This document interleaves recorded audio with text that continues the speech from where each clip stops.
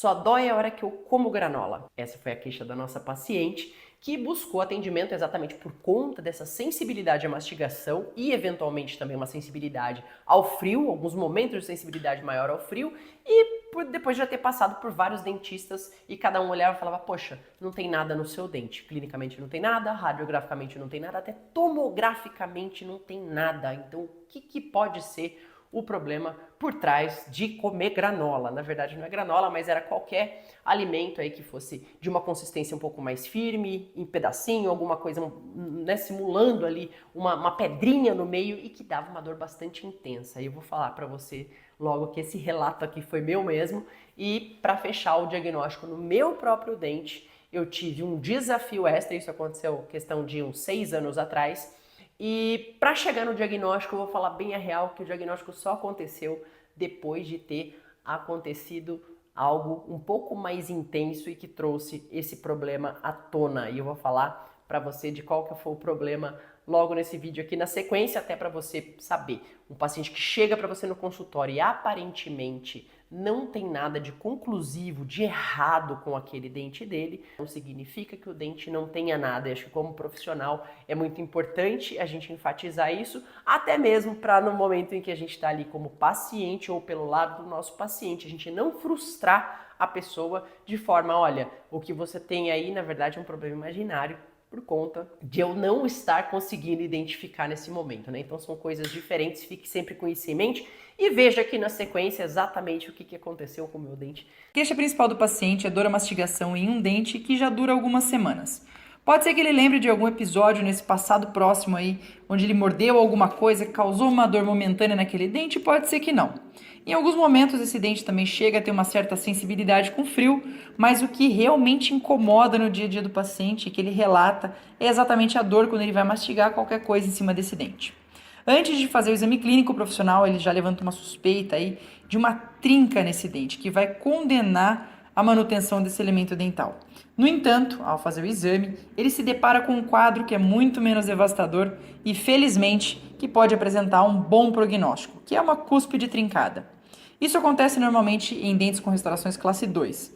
Ao exame clínico, o profissional observa então uma linha de trinca na crista marginal mais enfraquecida e outra linha normalmente se estendendo pelo sulco vestibular ou pelo sulco lingual para a região cervical do dente, paralelamente ao sulco gengival. O diagnóstico ele pode não ser conclusivo ainda nesse momento, porque essa linha de trinca na cervical da cúspide nem sempre é visível, porque ela pode estar um pouco subgengival. E a cúspide ainda não necessariamente apresenta mobilidade, deixando então o profissional ainda na dúvida sobre a causa da dor e sobre o diagnóstico conclusivo. As radiografias não são úteis nesse caso como auxiliar de diagnóstico, e uma sequência que o profissional pode seguir, que pode realmente chegar a levar a um diagnóstico conclusivo, é o seguinte: primeiro, realizar um teste de mordida para reproduzir esse sintoma, essa situação desse sintoma relatado pelo paciente. Isso pode ser feito apoiando na cúspide, especialmente na cúspide suspeita, um cotonete ou uma espátula de madeira ou até mesmo um mordedor, que é um instrumento especificamente desenhado para isso, e pedir para o paciente ocluir. Nesse momento, ele vai relatar então incômodo quando ele morder sobre a cúspide suspeita, sobre a cúspide onde existe realmente uma trinca.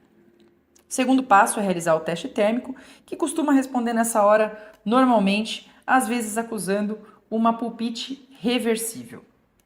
E o terceiro passo é, então, diante desses sinais e sintomas que indicam mesmo essa forte suspeita de uma cúspide trincada, o profissional pode, então, remover a restauração presente para avaliar diretamente a dentina subjacente.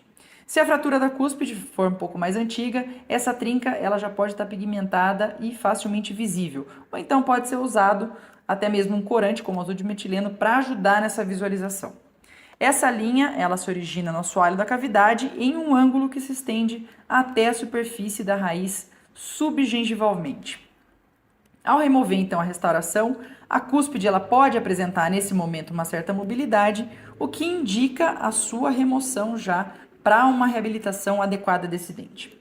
No entanto, no caso de não haver a mobilidade da cúspide, normalmente isso indica que a trinca presente no soalho da cavidade, ela não se estende até a superfície da raiz subgengivalmente. Nesse caso, a cúspide ela não precisa ser removida nesse momento e uma possibilidade de tratamento é a reabilitação desse dente com uma proteção de cúspides, para evitar exatamente então que essa trinca ela evolua para uma fratura total dessa cúspide.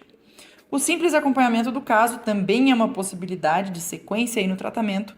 No entanto, é muito provável que se essa trinca realmente exista, em curto a médio prazo, isso evolua para uma fratura total dessa cúspide.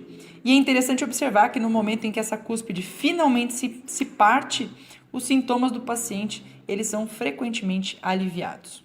De uma forma ou de outra, o prognóstico nos casos de fratura de trinca ou fratura de cúspide é favorável na grande maioria dos casos.